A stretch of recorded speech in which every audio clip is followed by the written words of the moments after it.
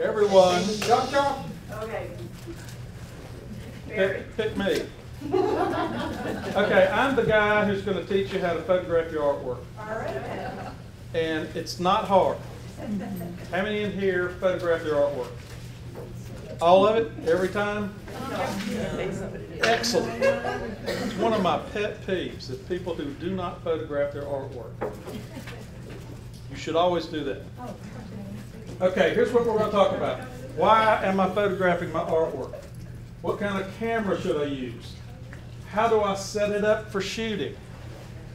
How do I shoot through glass or non-glass? Should I scan my image? What software do I use to edit my image? And I've got some examples of the available software. And I'm going to do a little demo about straightening your image after you shoot it. And I'm going to go through image sizing because it seems to be a hot button that everyone, when you get a little thing from the paper that says this is what you need to do to send in your picture, you really don't know what that means. And they're all different. They're all different. That's exactly right. And sizing it to a specific requirement. That's the thing. Okay.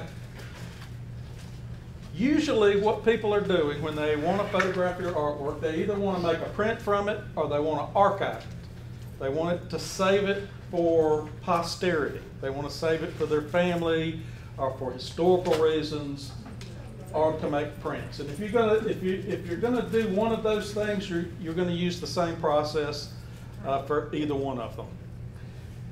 If you're going to do it to display online, to send it to a newspaper to print, or if you're going to put it on a blog or on social media or email, it's not as stringent not to photograph it properly. If you're going to submit it for consideration to an exhibit or a contest, you have to know what the requirements are for the exhibit, and you have to photograph it. You want that image to be the best you can send in, because if it's being juried, you don't want them to go shuffle it off and go to the next one. Okay, this image right here, it was done in 1935 by an 8-year-old girl, and her teachers were so impressed with her ability to paint that they offered her a scholarship to an art school, and the girl went home and told her mother, and her mother said, no, there's something wrong. Nobody gives you a scholarship to an art school. And so the girl never went to art school. And this was an 8-year-old in 1935. She's 88 today, and she's my mother. Is she still painting? She is. Good. She is. But this is why you should scan your images. I will give this to my daughter. My daughter will give it to her daughter. Her daughter will give it to, it'll go on, and somebody will say, this is my great-great-grandmother's painting that she did when she was 8. That's why you should all photograph your artwork, scan it, preserve it somehow, because you never know who is going to want that artwork. You also need to write down the story and put it in a protective folder and put it on the back, so that they always know the story behind the picture. That's true, and it has been written down, and it is in a safe place, but it's not on the back of it because it's digital. So the actual painting is in some glassine and sealed up, and I don't want to stick anything on it. So. But that's the kind of thing you really need to be thinking about. Not that you want to sell it or that it's going to make you rich. It's because somebody is going to want that image at some point. And that's way more important than making money. Okay, if you're going to archive or make prints, the first thing you should do before you ever create a frame or do anything to your art, once you finish it, make a digital copy. You can either scan it, and I prefer scanning. Scanning is not hard. Anybody can scan, you just gotta know how to do it.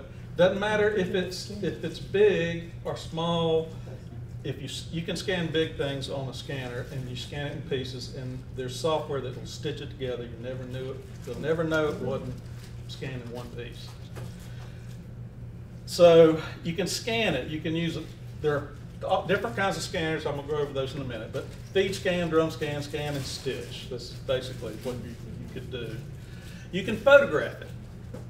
If you're gonna photograph it for archiving and printing, you guys, and even me, I wouldn't even attempt it. I've tried doing it. I can never get as good an image to print as a professional photographer can do, because they have the equipment, they can square everything up, they can keep the image lit properly, and if the image is like an oil, now a watercolor is different because there's no texture, no bumps, no things that you have to capture. If it's an oil painting, you want to capture some texture and stuff, you have to light it properly so that you can see that texture, but you don't want it to be so lit so that it's shaded and it's odd looking.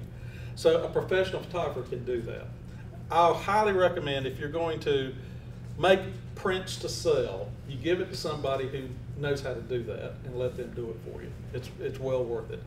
But that being said, since most of you guys are probably watercolors, you can do watercolors yourself if you have a good lens. Okay, if you're going to display it online, newsletters, blogs, social media, still scan it if you can scan it. Always scan it if you can. It's the best way. You can photograph it, and it's not as stringent. If you're just going to send it in an email or you want to put it online to show somebody, you still need to light it properly. You can do it at home, and you need editing software to edit the image after you shoot it, because nobody, I'm going to tell you right now, nobody's going to stand their picture up and shoot it with a camera and it's going to be straight. It is not going to be straight. It's going to be like this, or like that, like this, or like that. But there's an easy way to fix that. I'm going to show you later on. Okay, you might want to submit it to an exhibit or a contest. Again, scan it if you can. If you can't, if it's too big to scan, or if you don't have a scanner, you can take it somewhere and have it scanned. I'll tell you a place in Concord. It's called Duncan Parnell, and it's a blueprint office. And Duncan Parnell has another business that does art prints for people, for photographers. And now, if I take my piece of artwork to the art place and have them scan it, it's going to cost me an arm and a leg. If I take it over to the blueprint guys, all they're doing, they've got these scanners that are as wide as this table, and you take your watercolor, you feed it in, it just feeds right in and scans it, comes out the exact same size as your image, and it's like $12. Do they give you a tip in, or They can give you, they'll probably give you a JPEG. a JPEG? But as soon as you get the JPEG, you pull it in and save it as a tip. Okay.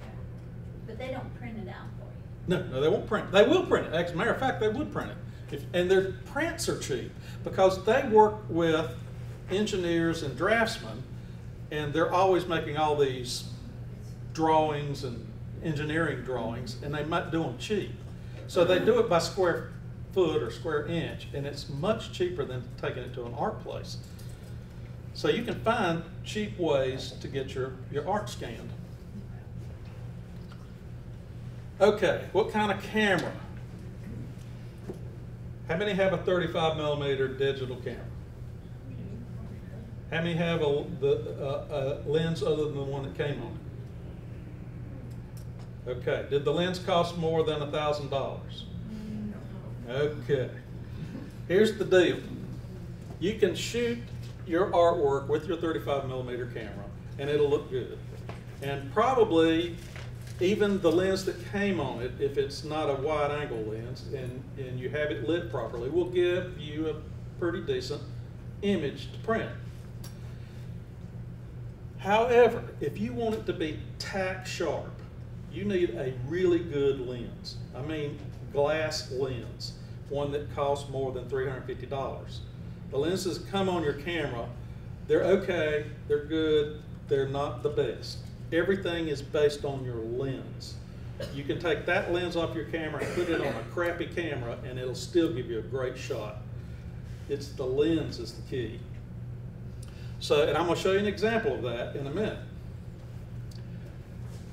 You can use a pocket digital camera or a smartphone. And by the way, this presentation is online right now at the Cabarrus Art Guild website. What? At the Cabarrus Art Guild. I've got the link in one of the slides here. And you can download it as a PDF. So if you want to go back through it and look at some of the stuff, that's fine. Or if you just want to look at it online. You can use a pocket digital camera or a smartphone. Now, I'll tell you, I shot an entire exhibition with a smartphone one time and then spent 4 hours in Photoshop getting the images straight and useful. But I don't recommend that. The pocket cameras are plastic lenses. They're not going to give you very sharp images when you blow them up. But if all you're using it for, again, is to display online or give a representation of the art, then it'll probably work fine. It's not my first choice. The other thing about the digital, the smaller cameras is they won't shoot in RAW. They'll shoot in JPEG, and they process your image before they save it. If you use a digital SLR, you can shoot in RAW, and does everybody know what RAW is? No. Did I hear a no? No. Okay, well, RAW is not an acronym. RAW is just a description of how the image is. It's like having a raw vegetable. It's not cooked. It comes right out of the ground. It is what it is. And you can do whatever you want to it to make it better. That's what RAW is. That's why they use the term RAW. Every camera has their own RAW extension for the files. For example, Nikon has NEF. Canon has CRW or CR2. And there's a whole list, and this is just a short list of what a RAW file is. So when you shoot in RAW, what happens is when you pull it into your editing program, it comes up in another window before it goes into the editing program, and you can white balance it, you can tell it what kind of light it was shot in, and it'll correct for it. You can add color, you can change the exposure, you can do all kinds of things to it. And it's way better to shoot in RAW if you're going to manipulate it later. Okay, this is a RAW. You can't see this, I'm sorry, but this is Photoshop, and this is an image shot in RAW. And when it comes up in Photoshop, this is a NEF file, which would be a Nikon RAW file. It comes up and it has a little box here and a pull down, and this is the white balance. And it says as shot. If you like the way it looks right there, which I wouldn't, you would just leave that. But if it was shot in daylight, you'd pick daylight. If it was shot in tungsten light, you'd pick tungsten light. Fluorescent light, you'd pick fluorescent light. It'll change the white balance for it and make it look the way the colors look the way they should. It's very handy. Then each one of these little tabs here gives you another list of things you can do to that image. And I'm not going through all those. I'm just telling you that RAW is good. The other file types, they're the two that you really want to be JPEG, PSD, and TIFF. There's 3 of them that you really want to look at. JPEG is a lossy format. What that means is if you pull in a JPEG in an editing program, you make changes to it, save it back as the same file, it goes through an algorithm that repacks everything and saves it. And if you do that enough times, you'll get debris and noise in the file. You never want to save a JPEG file back to itself. You want to save it as a different file so that the original file stays intact. And that's why it's called a lossy format. If you save it as a TIFF, it doesn't do that. If you save it back as a TIFF. But I always keep my original file and save it out as something else. But anytime you want to keep a file and not have it lose anything. Save it as a TIFF or a PSD, which is a Photoshop document. You can take a JPEG file that you just shot, pull it into Photoshop, then save it right back out as a PSD or a TIFF, and you've saved your file in a lossless format. Okay, setups. The preferred method, if you're going to shoot a piece of art, is to have a containment area with no reflective objects, because if you've got a piece of glass in front of it, if it's framed and it's got glass on it, you've got paper on the back and it's all sealed up, you don't want to take it out of there. I would prefer to do it that way, but sometimes you can't. So glass will reflect everything. I mean, literally, you'll think that you've got a perfect shot, and you'll look at it and there's your ring reflecting in your glass. What I have at the Cabarrus Art Guild is a little shooting room, and I have draped the entire thing in black, because black does not reflect. So I can be behind a black curtain in that shooting room, and I can just spread it apart just a little bit, and I can see the tripod leg reflecting the glass just by doing that. But if you keep it all black, you don't get a reflection. You need the ability to adjust your artwork and fix it in position. You need to light the artwork with spotlights at the appropriate angle to reduce the reflections and the glare. Now, the science says that if you put a light up at a 45-degree angle to this side, and you put a 45-degree angle light up to that side, that those lights will not be in the glass. That's what the science says. But I'm here to tell you, if you can do that, you're a better person than me, because I'm constantly messing with lights, trying to keep them out of the glass. So, but if you go to a professional place, they know how to do that without pulling their hair out. But if you can do it, then you can probably shoot your own artwork. So what are you saying? That you have to have no reflective objects, you have to cover everything with black? I'm saying that if you're going to shoot your own artwork in this room, and you try to shoot it, and it's got glass on it, and you try to shoot it, you're going to get a reflection from the window, from the light, from the white of it into that glass. If you have black reflects as black. There's nothing light to see. So you're saying everything in the room should be black? Or it's surrounded by a black? Something surrounded by black. If you were going to try to do it through glass. If you're going to try to do it through glass. I've shot exhibits on site, and I'd carry a big black piece of cardboard with me, and I'd put the image in front of me, and I'd put the big black piece of cardboard on a thing that holds it with a clamp and a hole in it for my lens, and shoot it that way. Because whatever gets reflected into that glass will be that black. So you can do it that way. And does it have to be a certain type of material, the black? Like the black has to be matte? If it's shiny black, you'll get shiny That's black what I'm in saying. the... So it has to be matte black. I would make it matte black, yes. Or just take it out of the glass. Or take it out of the glass. Take it out of the glass. What kind of lights? Just any lights? I would use daylight, whatever photography lights you want to use. If you're shooting in RAW, it really doesn't matter if you know what kind of light it is. You can white balance it using RAW. If you have a camera that has a white balance setting on it, you can just white balance it right there. You hold something in front of the lens and you go through the white balance process, and your colors are perfect.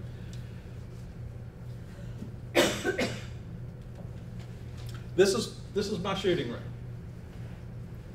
It's just actually our guild has a big area that used to be all tanning beds.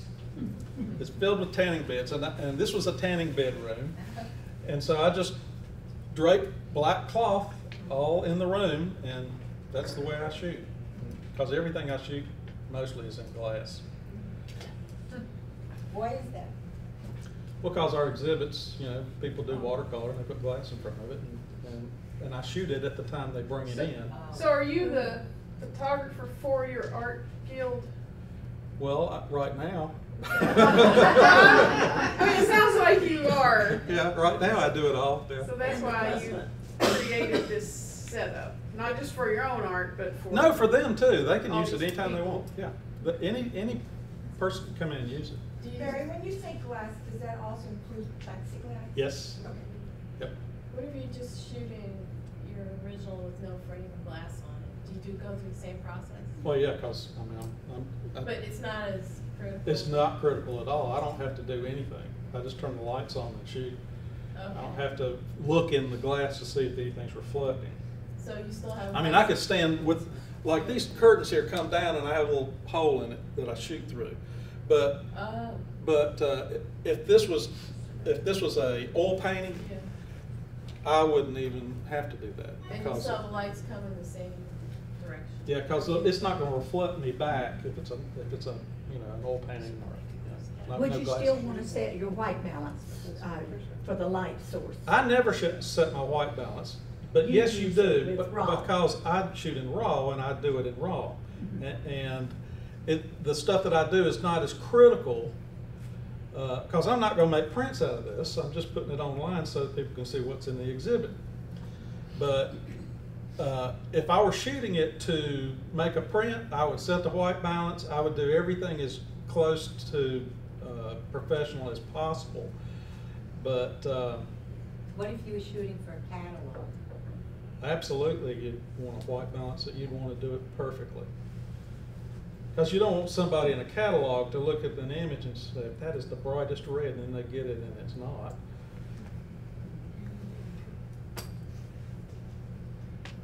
That's why if you're going to do something like that, the catalog companies is a good example. They probably have people that do it all the time. Okay, 3D artwork. You know, it's pretty straightforward. This little box here, we've got this at our guild, and you can light it on the side, and you can light it from the top, and you can shoot whatever's in it, and it's fine for little things. For big things, you know, I don't know. You would have to, like if it's a big sculpture or something, I would put it in a really nice environment, or put it on a green screen, or a solid background so that you can in Photoshop cut it out. But if you guys don't do that, you're not sculptors here, I'm assuming, but that's the way I would do it. We have some sculptors in our guild, so. Okay, 2D artwork.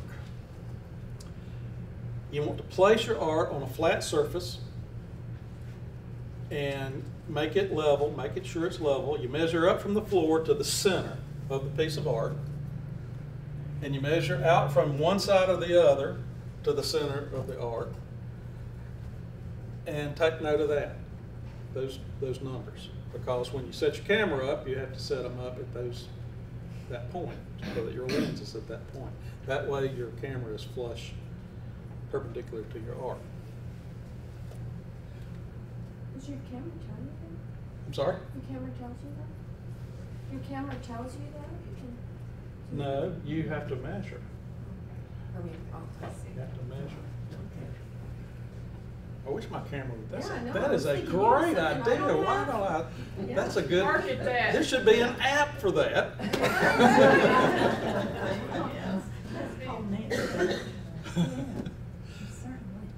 So the lights again, 45-degree angles, but yeah, I move them all around to be honest with you, to get the lighting.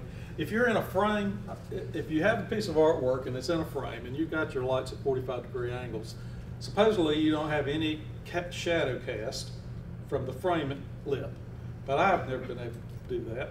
I've always got a shadow cast somewhere, and it's just hard. It's hard for an individual that's not set up to photograph art in a way that they can make prints from it. Now again, if you're just using it to document, that's a different story. What kind of bulbs do you use? Light bulbs? Daylight balance. This daylight balance, 5200 Kelvin, I think is what it is. But again, if you're going to shoot in RAW,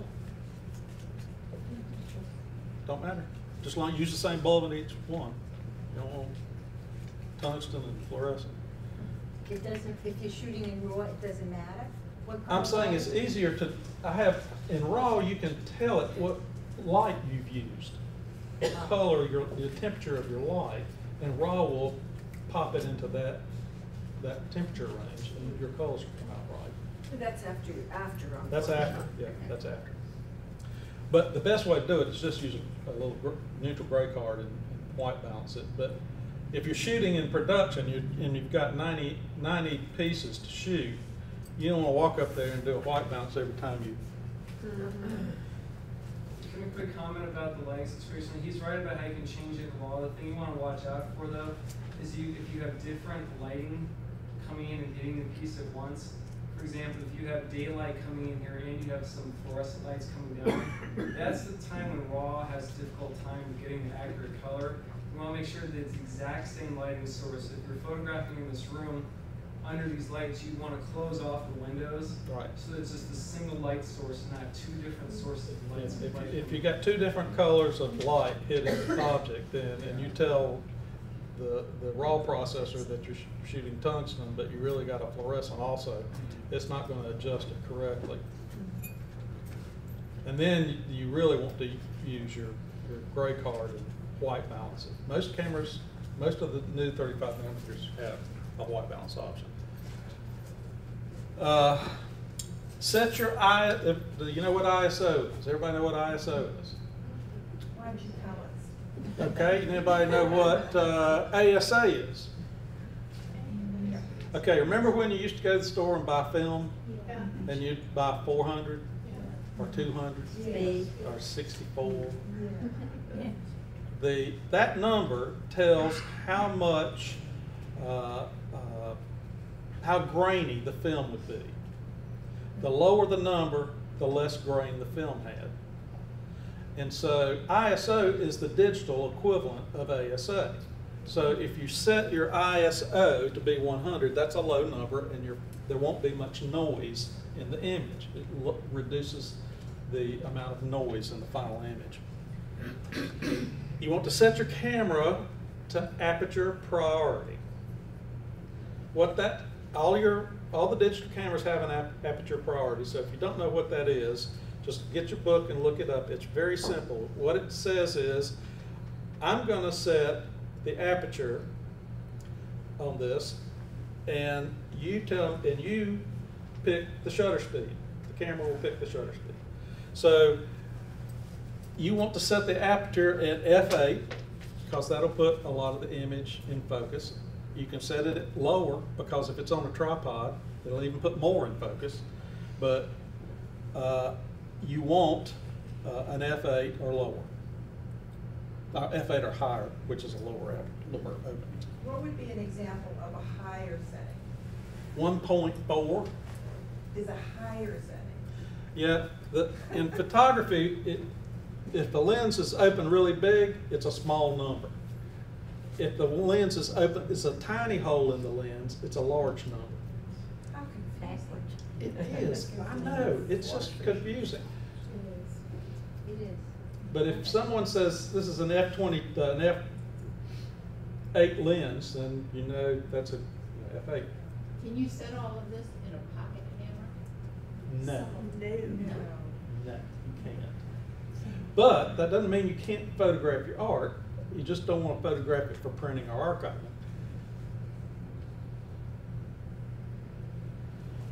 Or scan it. Get a scanner. How do you feel the scanners do that are not expensive? Like when you got your little desktop printer scanner, say it's an Epson. Those are just fine. Yeah. Yeah, just fine.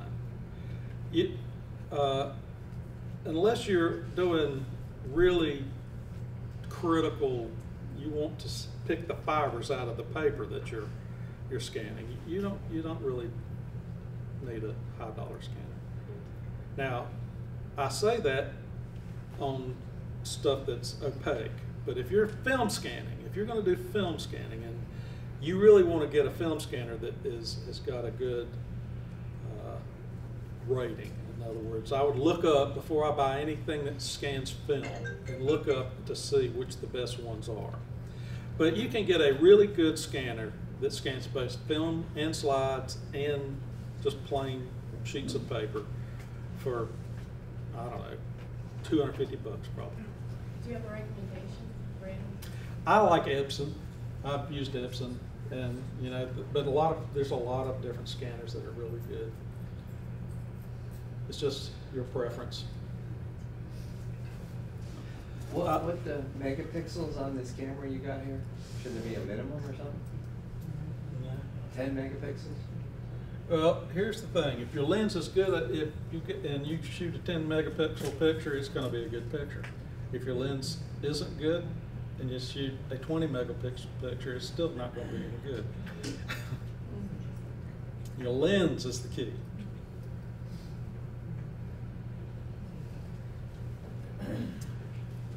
Okay. If you have mixed lighting, we've already gone through that. You really don't want to have mixed lighting. Do you have a preference when you're talking about the lenses and getting a really good lens? I think mine are not good enough. What millimeter of a lens? If you're going to shoot art, I would just shoot. I wouldn't get anything zoom. I'd just get Like a a 50 or standard something? lens for the camera, but a really good one. The more lenses you have in between, the more light has to go through, and the more chance you have a flaw. And set your camera to either get a cable release for your camera, and if it doesn't have one, a place for a cable release, set it to timer mode, like you're going to get, run around and get the picture and use that. And you can, on Amazon.com, for any camera you have, you can buy a little tiny electronic button that fits your camera, and it'll fire from behind it, in front of it. You can just fire your camera all day long from a little button. It's about, I think they're about $10 for cheap. Even with the tripod, you use them? Oh yeah, yeah. Because if you push that button down and it's a slow shutter speed, just the action of you moving your hand away can shake it.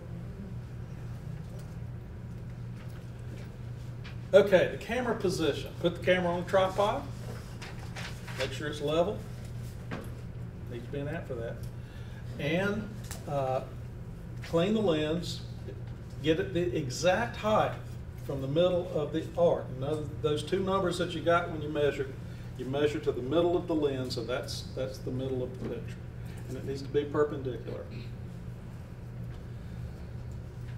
And you want some space around the arc, like this. Because you don't know where your camera is really cutting it off at. So have some space around it. You will crop that out with your editing software.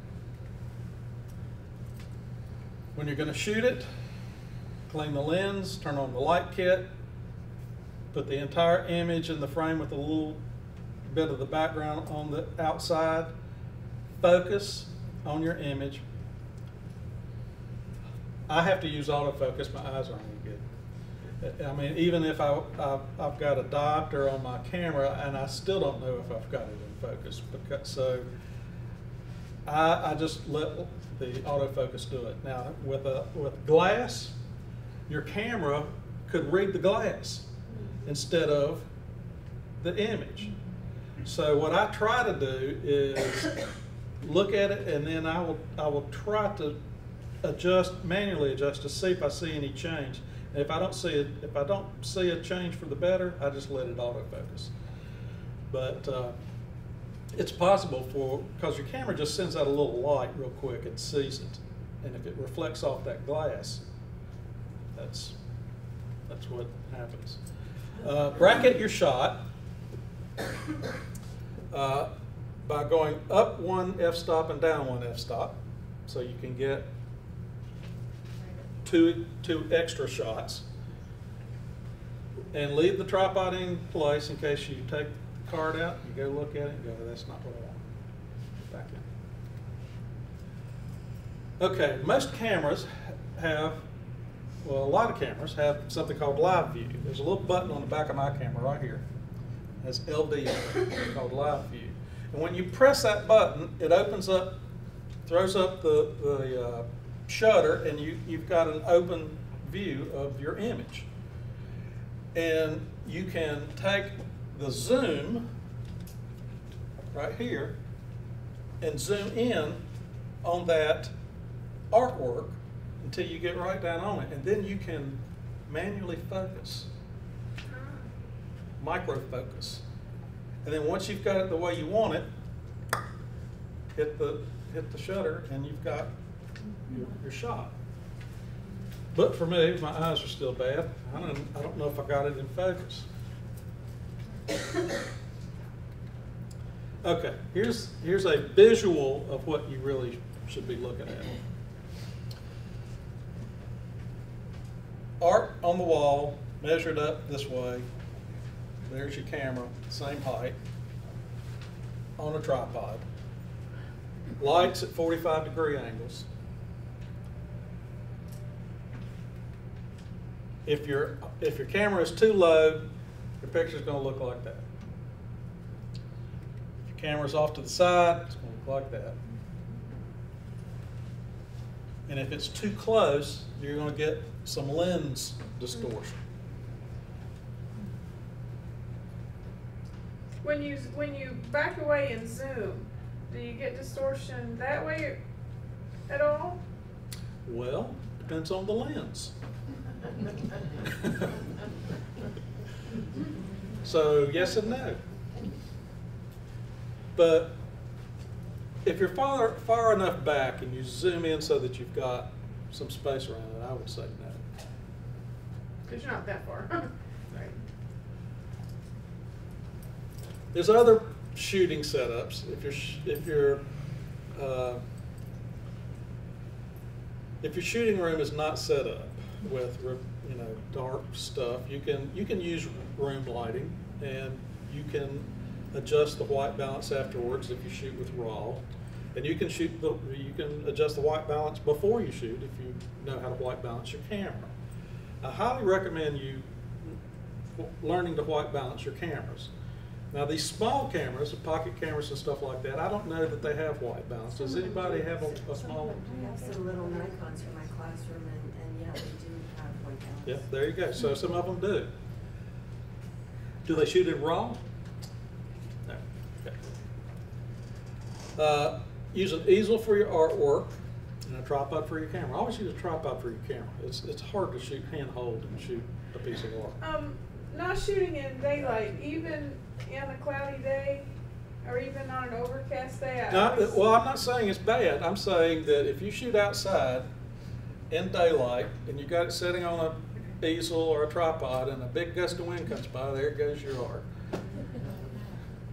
So daylight is great. If you can shoot on a cloudy day and it's calm and it's perfect light, yeah, do that. That one day a year that you And get if you can this. find that time, that Yeah. sweet spot, that's 7 o'clock in the morning. What about shooting it down on the ground? You can. A lot of people have setups where the camera is pointing straight down, and they lay the artwork down. Yeah, That's good too. yeah, that is good. I used to do copies of things that way. It's called a copy stand, is what it is, and it has lights that shine at 45s, which I never could get it to not reflect. Okay, no glass, no frame. If you don't have any glass and you don't have a frame on it, that is the absolute best, because you're going to reduce significantly the chance of reflections. Now, you could get hot spots from the lights if the lights aren't set up right or there's a shadow, but you're not going to get reflections. Use the best camera lens that you have available, and if it's something that has texture, you want to be able to capture the texture of it. If it's a watercolor, I don't know that there's a need to capture texture unless it's the paper. You need to see the texture of the paper under the pigment, but I don't know. And you need an easel for the artwork and a tripod for the camera. If it's through glass and it's framed, that's the worst. It's the hardest. It's hard to eliminate reflections. Yeah, it's. Even shadows from the frame. Yeah, yeah, especially. You shoot, if you can shoot in a dark or black room with no reflections, that's the best way to do it. Or you can some people will set up just a tent with black. But the thing is, if that glass sees any white or anything light, it's going to pick it up and you're going to have it. And I'm going to show you an example of that in a minute. The sheet is close to perpendicular and light at 45-degree angles. It's all the same stuff over and over again for every setup. Now this is a large 30 by 40 canvas that I shot for a guy who was sending this up to Three Rivers Art something Expo, and he wanted me to shoot it for him. He said, I'm having a hard time making the details come out. Now I don't know if you can see it with this projector, but there are faces and the shadows back here, and there's a whole bunch of stuff going on back here that you can't see right now, but he wanted to be able to pick that up so that when he sent it up there to them, they would know what he was doing.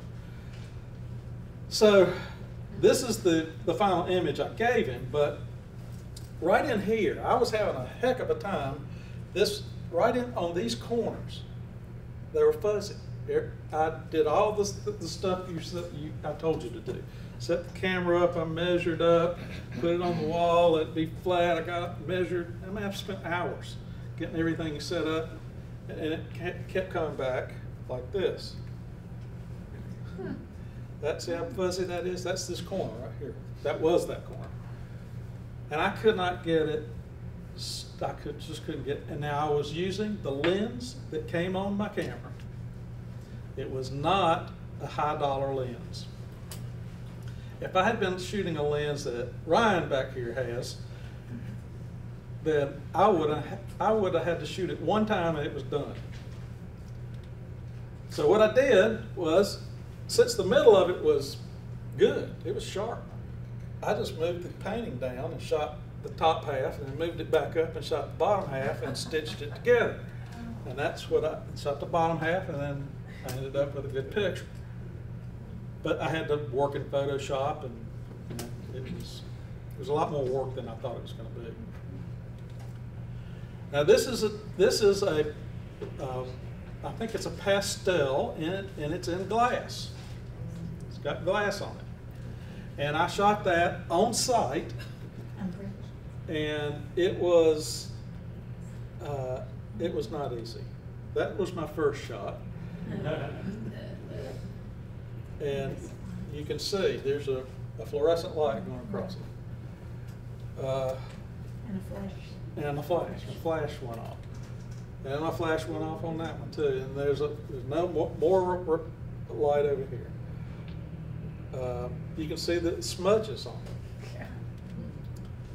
Then this is another one. See this one here? It's got a street sign. Cabarrus. Yeah, Cabarrus Art Guild.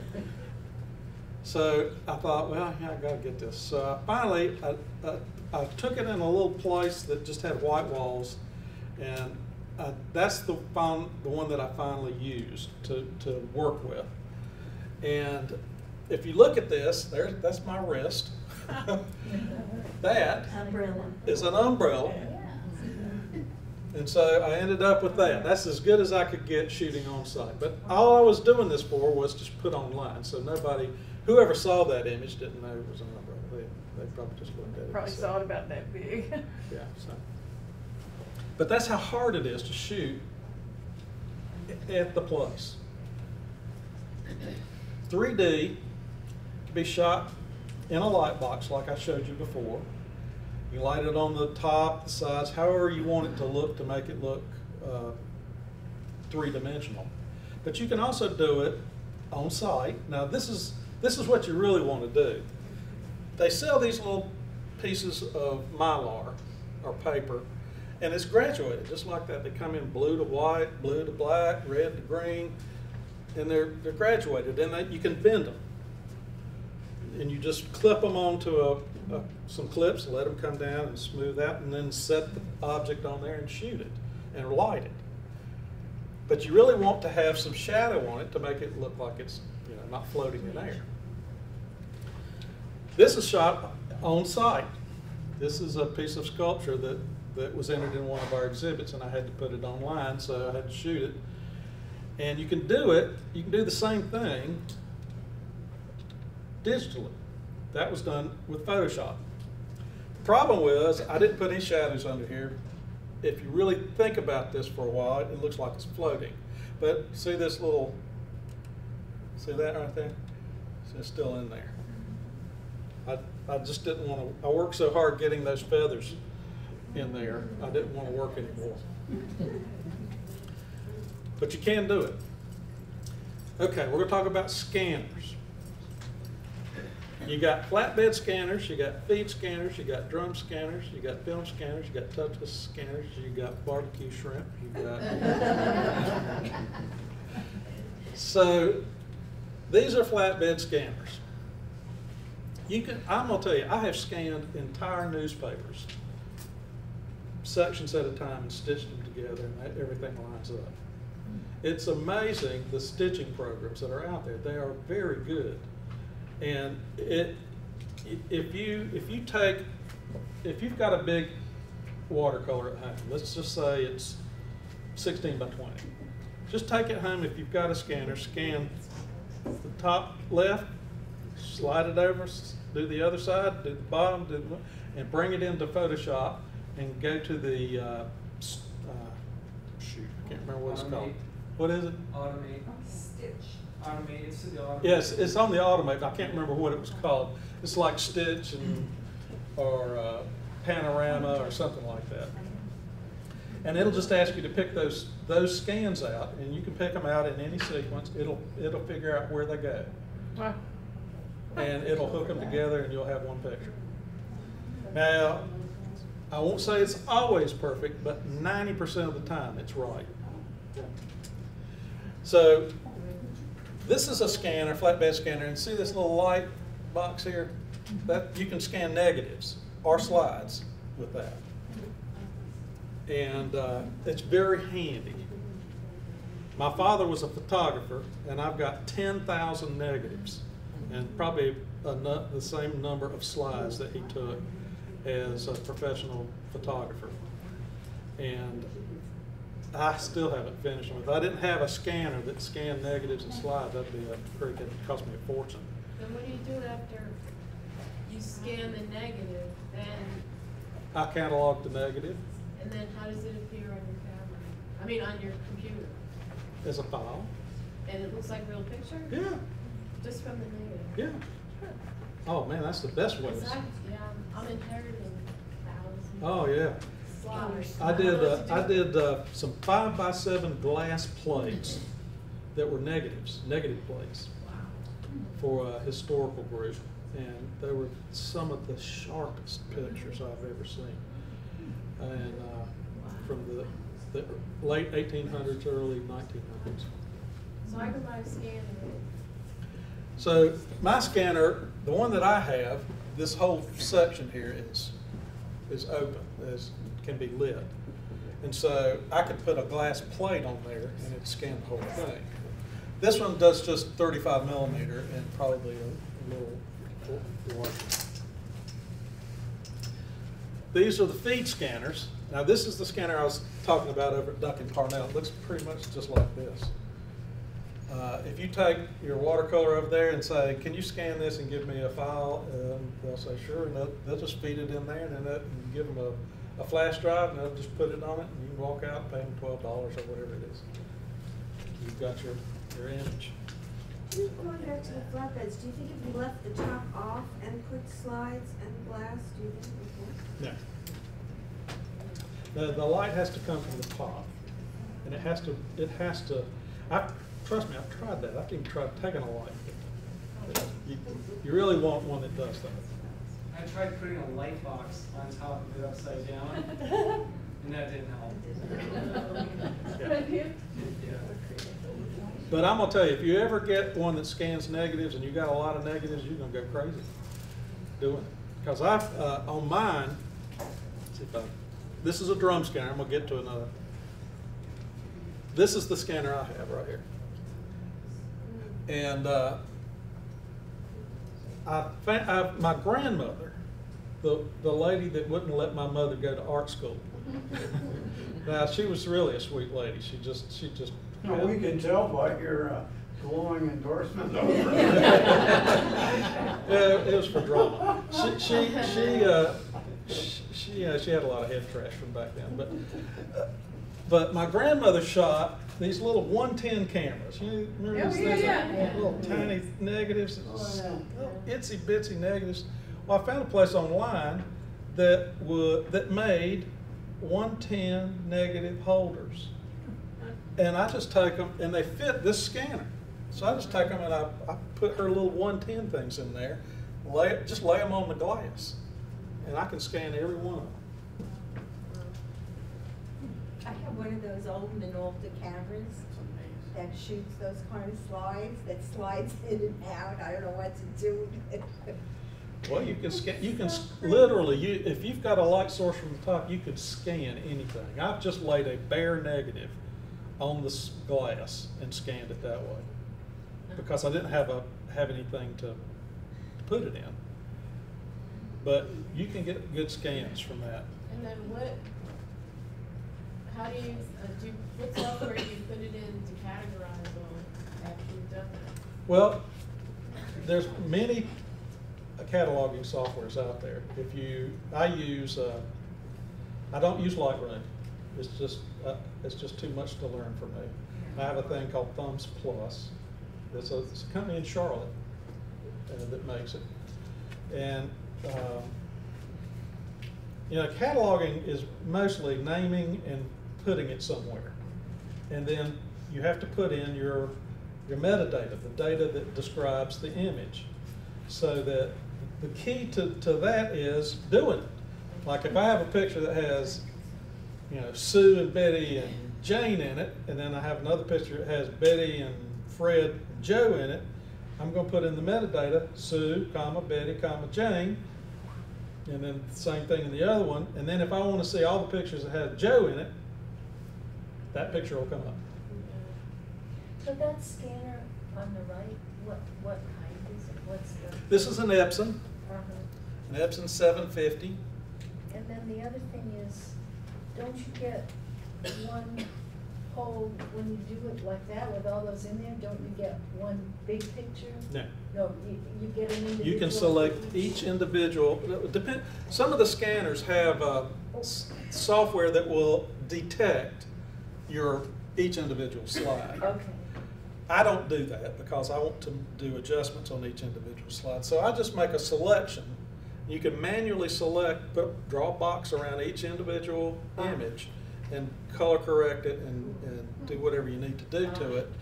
And then you've got, what is this, 1, 2, 3, 4, 1, 2, 3, 4, 5. You've got 20 slides selected, and you just hit scan, and it scans them in sequence and puts a little number after each one.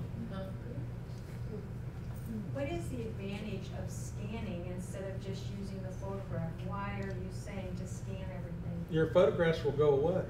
They're going to deteriorate. I mean, digitally.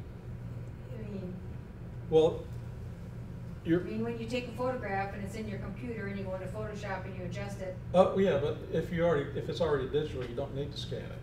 Okay. I'm saying that if you've got we're talking about artwork mostly here, but okay. But a photograph of your artwork, isn't that adequate? Yeah, right. But I'm saying if you have slides that isn't of your artwork, let's say family slides, anything that is shot on an analog camera can be scanned.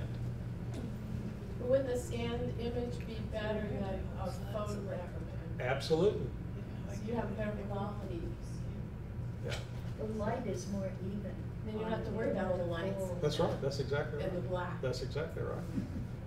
How does a scanner such as the Epson, which is just a scanner, compare to your like an HP, which is scanning, printing, copying, how does the scanning function in the HP compared to something like that? Well, those all-in-one scanners. Yeah. You know, the all-in-one scanner, printer, fax, that kind of thing.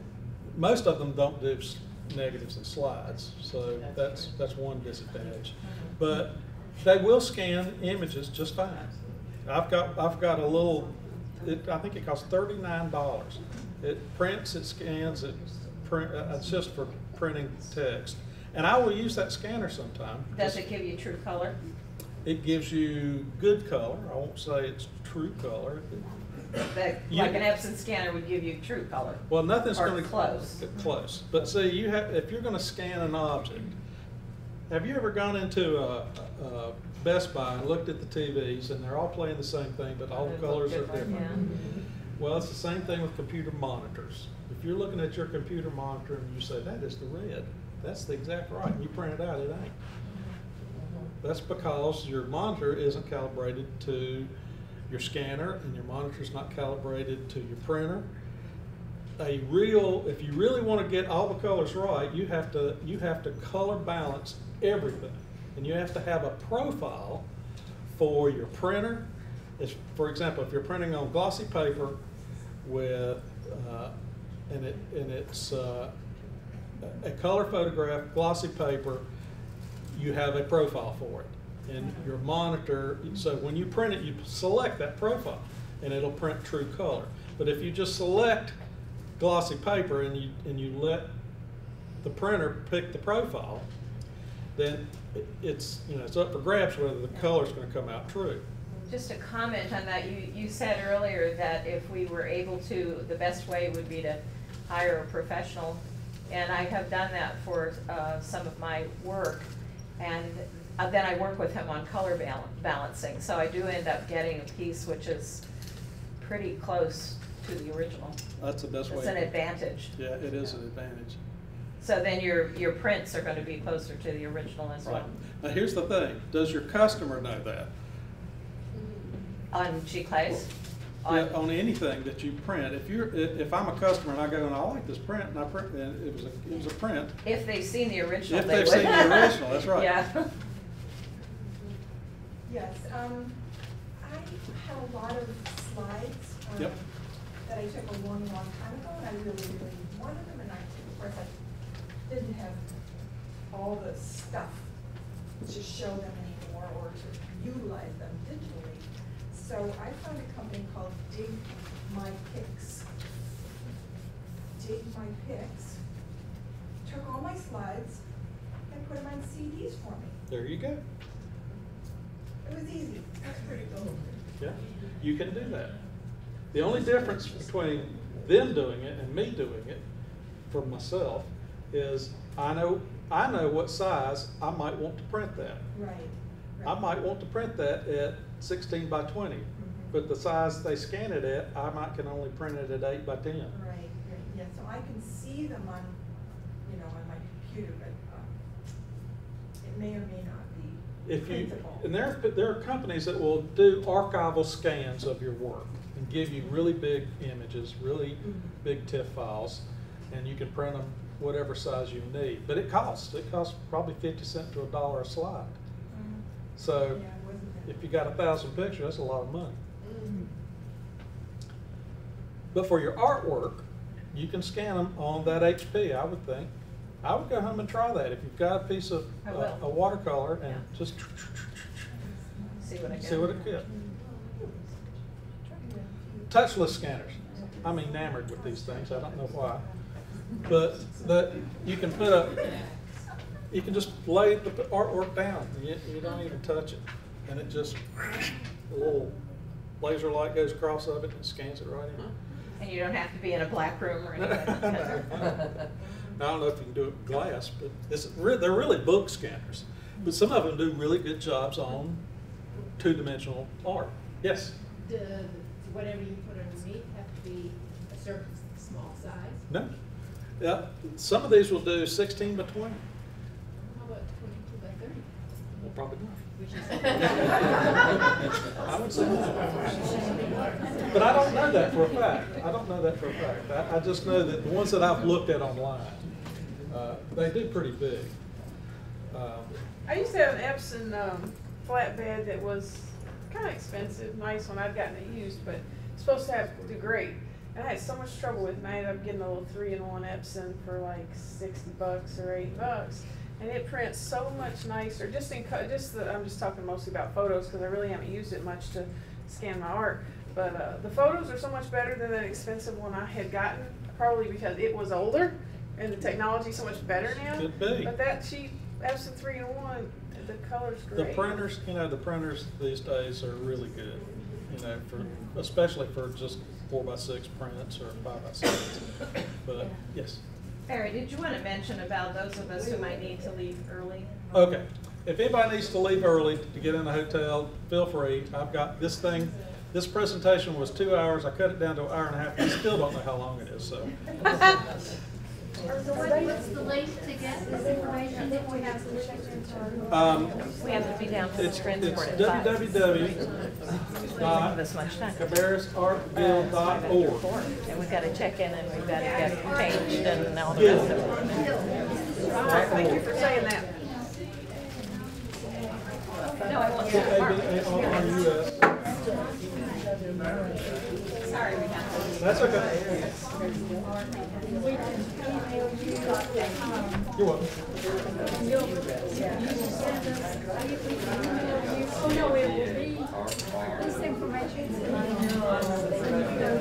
Yeah, all this is on.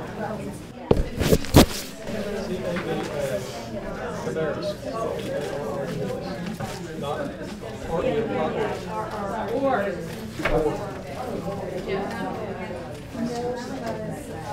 Okay. You're welcome. I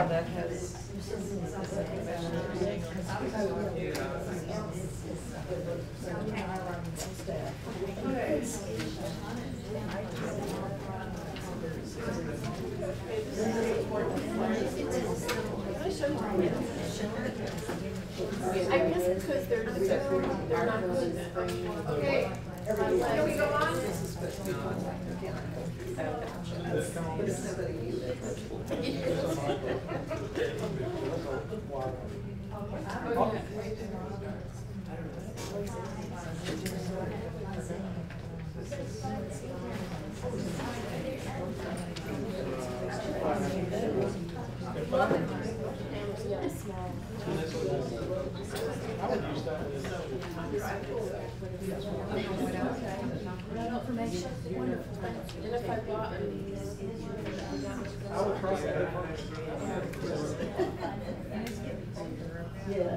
But it is.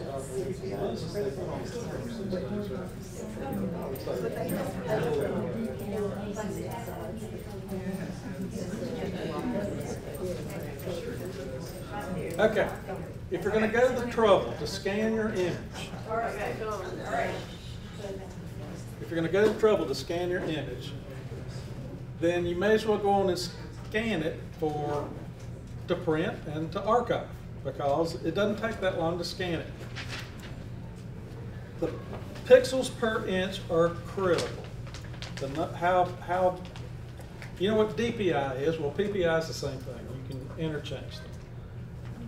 You scan your image at a minimum of 300 pixels per inch. And the largest size that you will print it. In other words, if you've got a 4x6 and you want to print it at 8x12, that'd be the maximum size you ever want to print. You set your target size to 8x12. And what happens is it gives you an 8x12 image at 300 DPI. There's other ways to do it by just using the pixels per inch and just bumping that way up, and then when you size it, it all falls into place, but it's all the same thing, it's all pixels. So that's the easiest way for me to explain it, and I'm going to show you. Here's an Epson scan screen. This is an image. When you do preview, it tries to scan the whole bit because you don't have anything selected. See, 8.5 by 11 is what it says the document size is. Well, when you click and drag a selection around the image, it tells you what that selection is. This is 6x4. Down here in the target size, it's also 6x4 because you haven't told it. If you don't do anything, it'll just scan it as a 4x6. You change this to 12x8, and you make sure the resolution is 300, and then you hit scan, and that will give you the size you want. You have to be thinking about when you're scanning these things, like some of these images that are old, and the images, like if it's, let's say you painted a watercolor that's, you know, this big, it's a little tiny thing, maybe it's a card. But you like it, and you might want to print that thing to be, you know, 11x14. So you put it on your scanner, and you scan it, output it as 11x14. So all of a sudden, you've got a little picture that now looks like a big picture. And you ask for more money for it. Okay, software. Adobe Photoshop or Photoshop Elements. It is, I can't stress enough, if you can get in a class to learn about Photoshop, you don't have to be an expert. All of the stuff that I've talked about today is pretty basic. You just take an introductory course somewhere, and it will help you immensely. Light bulbs start going off in your head about what you can do with your art. There's a free software. Now Adobe Photoshop costs a lot of money, the proper, you know, the Creative Cloud version of it. The Photoshop Elements is $99 retail. You can find it for $69 online probably. And it does everything I've talked about and more. So I teach a Photoshop Elements class at our guild, and it's a one-day class, and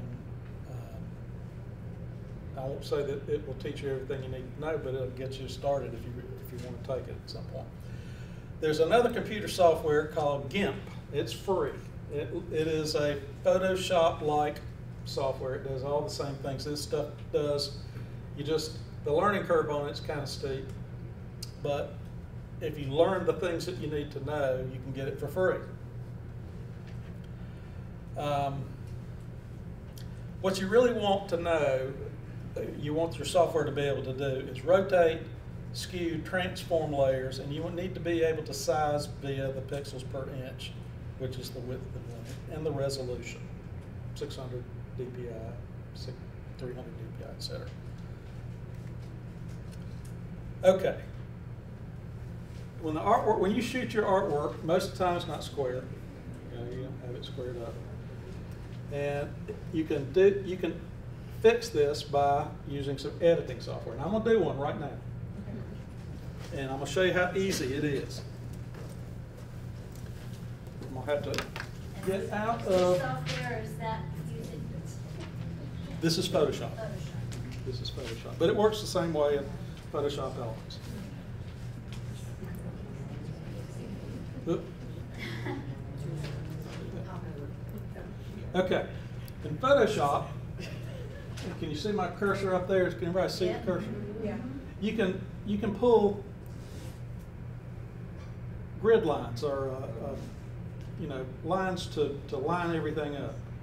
Pull it from the side of the thing, and I've got it around this. Now, this is a picture I shot. You notice it's crooked. It's not straight. So I'm going to pull this guide down to the top corner here, because I want to include that corner. And I'm going to pull it over to that corner. And all I'm doing is like drawing a line. So these lines don't do anything other than give me a guide point. This one over here, if you notice, when I pull it up against that side, it's perfectly straight. That side is perfect. The other sides are all whacked out. So I'm going to do this one right here. And then you make a selection.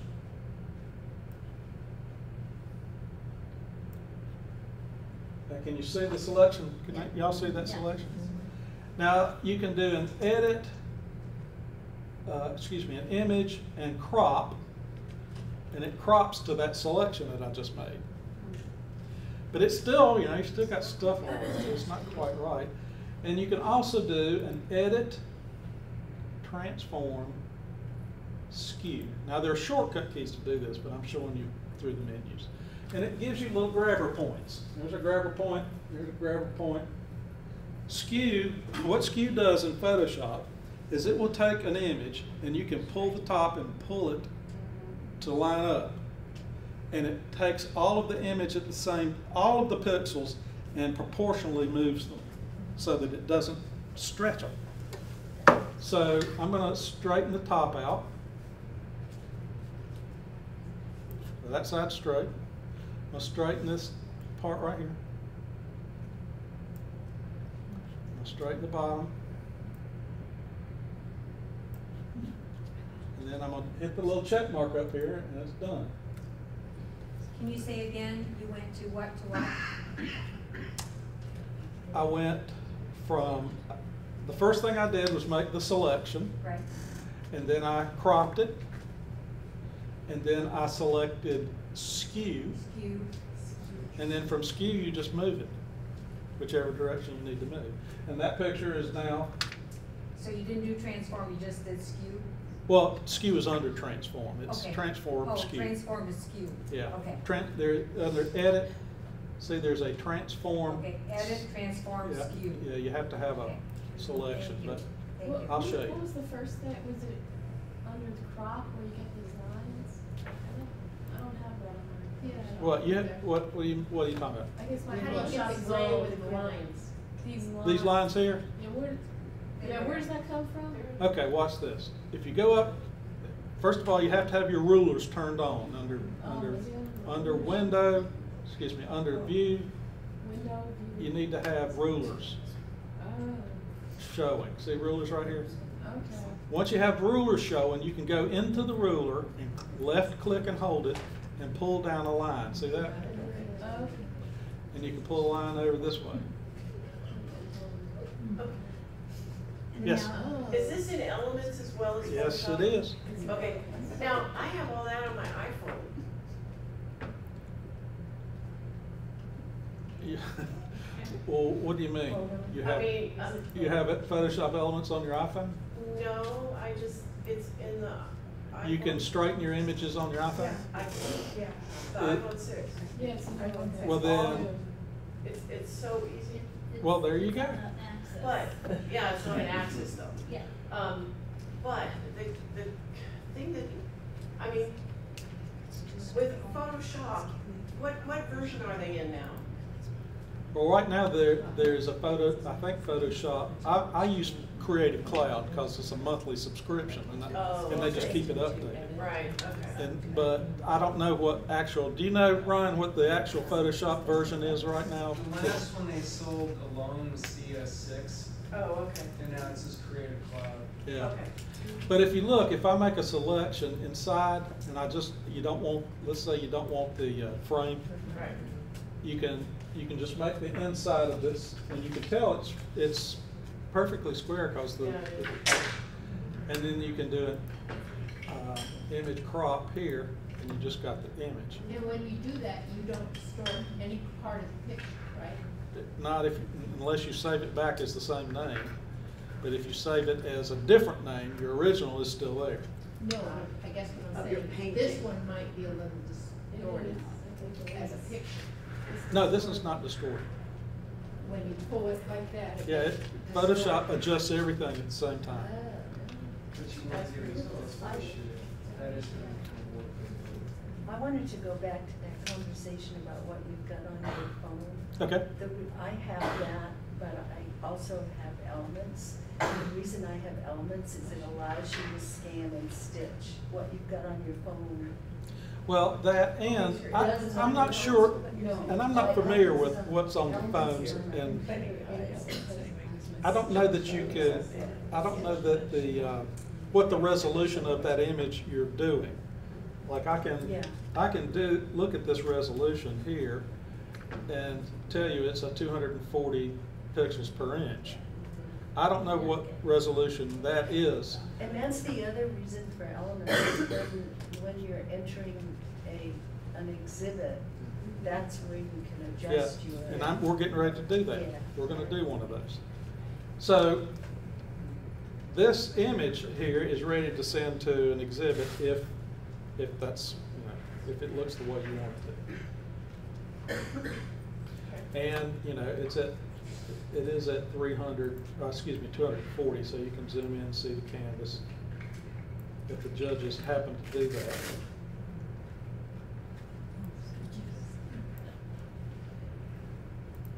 Okay. Back to the presentation.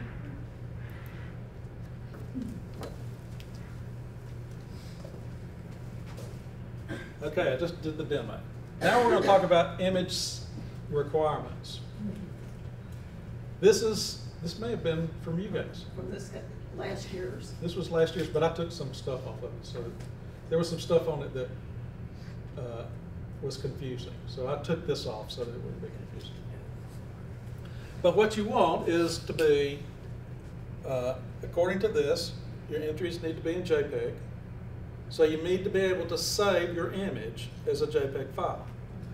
The image size is to be 6 inches on the longest side, or 1800 pixels, with a resolution of 300 dpi. Now that makes sense because 6 times 3 is 18. So.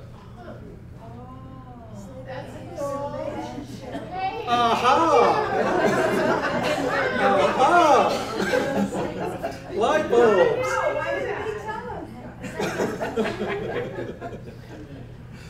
Okay. This was worth the whole trip right here. You want to show only the painting part of the image, not the frame. And you want to orient the image correctly, horizontal, vertical. And you don't want any digital enhancements. And the file name has to be in that format.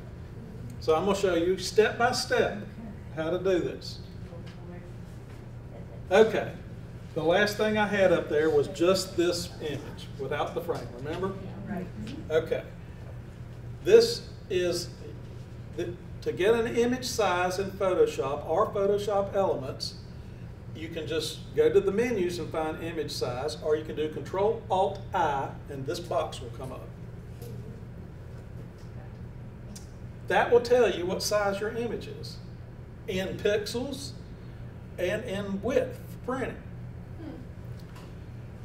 And it'll tell you your resolution. Now this thing here says you want it to be 6 inches on the longest side.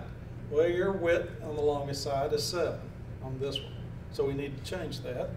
And it wants 300 dpi. No, this is 240. So you want to change that. But you don't want to just change it willy-nilly. You got to do this properly. So the end result we want is we want 300 here, we want 6 there, and we want 1800 there. Correct? Yes. Right. Okay, step 1. Change the resolution to 300. Make sure all these boxes are checked. Once you change your resolution to 300, guess what happens? It becomes Changed it off. 6 inches. Nothing happens. You have to change the document width to 6.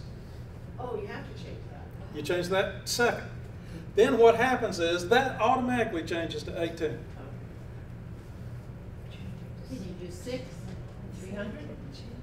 Yes, you can. Okay, so it's not a step 1. it's No, step- actually, you can do them both at the same time. Well, I was gonna say, if you do it in reverse order with 1800, doesn't the 6 come up automatically then? I'm not sure that it will allow you to change the 1800. It might. Well, But I know that if you put 6 and 300 here, that will automatically change to 1800. And if it does allow it and you put 1800 there, that will change to 6. But you have to have 300 here. So Because 6 times 300 is 1,800.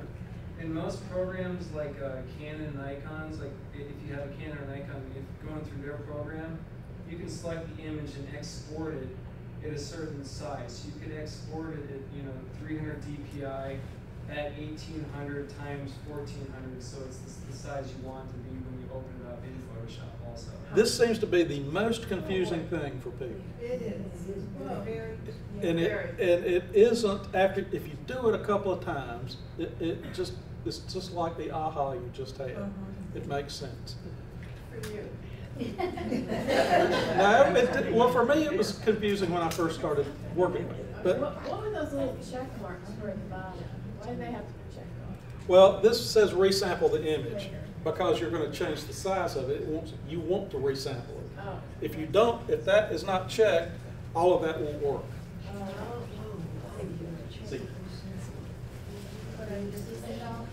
So the first part is what the actual image, the size of the actual image that you put in. This is- The 2161 is the, Actually, this when you change this to 300, yeah. this number here changed to And that that okay. because that times that will equal that. Oh, okay. Can I just ask you a question Yeah. before I leave? So when you read all these prospectuses, and they all end up saying the same thing in a different way, but they often say the image can't be over 3 megabytes. Well, when you're 6x4 at 300, you're over 3 megabytes. That's just, I'm going to show you that. you are? Yeah. No. This is online. It won't be. It'll be just a second. Okay. Okay. When you do a save as, you're going to do a save as, right? Yeah. You'll get this window, and you put your name in the convention that they want. You tell it it's going to be a JPEG. And then the very next box that comes up is your JPEG. That's the only script. place I found that you can do it. Yeah. Well, right here, it tells you how Right. big your image is. Right. If you slide this slider Right. over one, it'll change that number. Right. You change it But to doesn't, when you change that, do the slide, which that's how I figured out to do it, doesn't it actually change the 300 and everything a little? It changes the quality it somehow. does not change the size. Okay. It It'll changes change the quality, the It will DPI. change the quality, but if that's what they want, if they're asking you to do that and it's too big, they're going to have to expect what they get. But when they put that in that catalog, I want my piece to look good.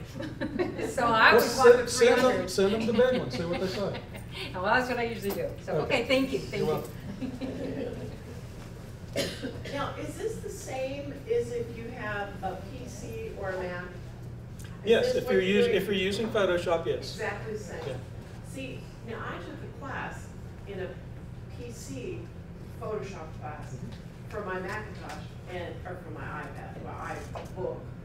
It was totally different. Okay, well, the Photoshop for the tablets are not the same Photoshop for Oh, the desktops. okay, thank you. All right.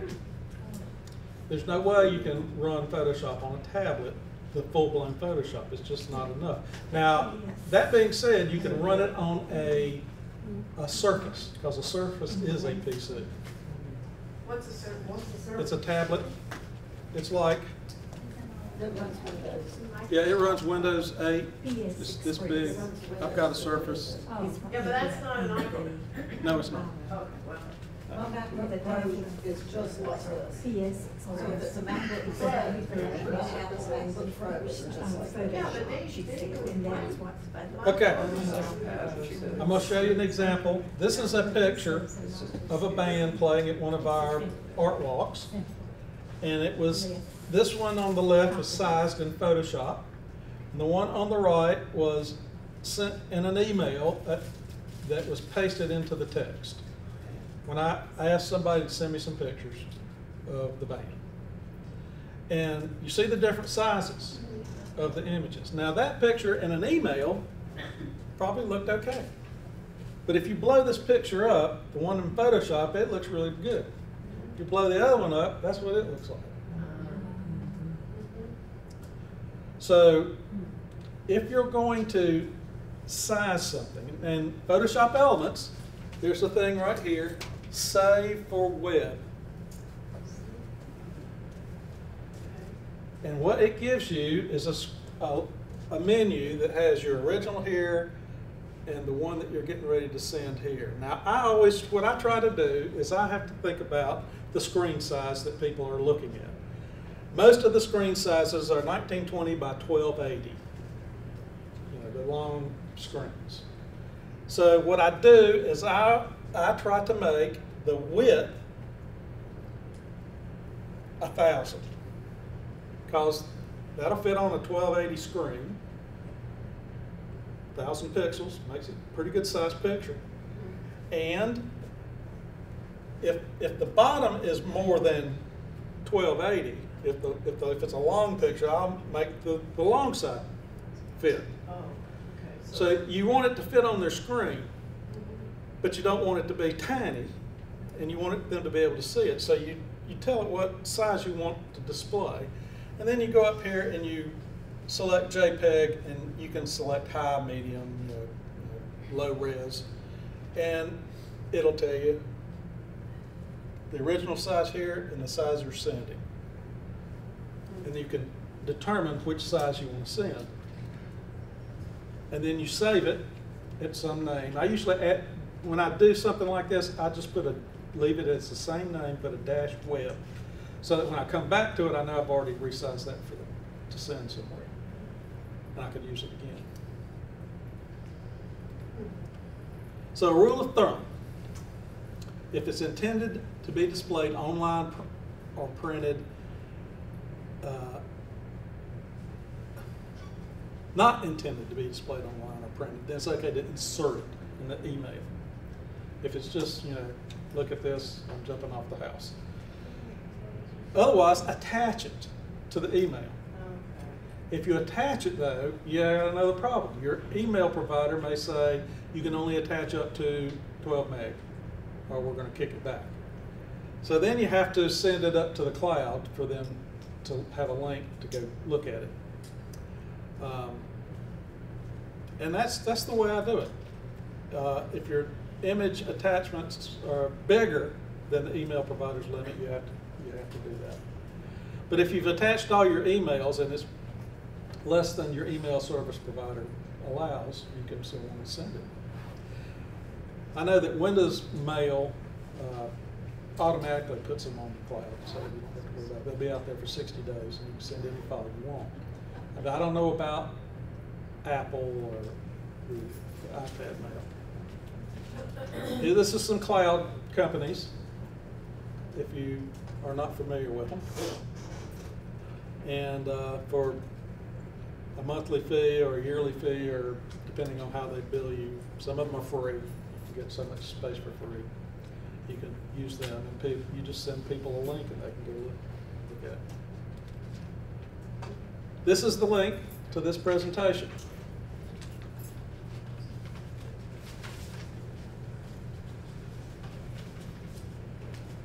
$4:30, right on time.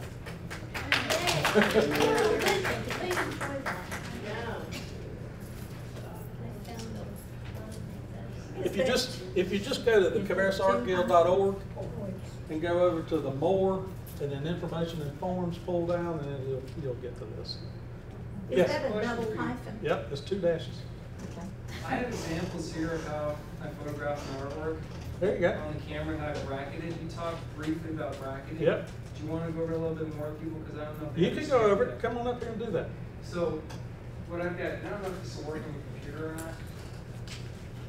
It's kind of hard to see on my little screen here. What is it? Is it a HDMI? This USB. Don't know. I don't know if it'll show up or not. Well, so what I've done, it's kind of small. This is a painting of a Buddhist monk I did. So I shot, I set it up on a tripod. I usually shoot at about 100 millimeters. I found that's the sharpest for all the corners. And what I do is I just keep it at 100 millimeters. Depending on the size of the object, I just pull it forward or backward. So it just fills the screen completely. And then what I do is I take 3 separate shots of the same image. I keep the f-stop, so it's f11 the entire time. So this one is, what did I just do there? This is 8 seconds, 6 seconds, and 4 seconds. And then I judge which one is closest to the real image. And you can use the histogram too if you really want to get into it. And of course I'm clicking the wrong button now. But the histogram shows you what the darkest areas and the lightest areas are. And really you can kind of eyeball at this point. You can just kind of tell, like, this looks closer to the image than that one does. That's too light. Here's another one I did where that's too dark. Getting better, a little darker, lighter. So I shoot a bunch, the same f-stop, just different shutter speeds until it's like the closest one I want. And the nice thing about RAW is RAW you can get any file size, depending on the megapixels of the camera. So I can get 40 by 60s out of this thing. It's 25 megapixels. If you've got a 10 megapixel camera, you can probably get, what, a 16 by 20? Pretty good. So well, if you use, and if you, there's software that fractal software that will blow up an image. Pretty good software that you can blow. My father was a street photographer in his early years, and he shot half-frame 35s, and he did contact sheets with them, and it comes out with an image about the size of my thumb. And I scanned one of those and printed it 24 by 36. Wow. But I had to use some of that software.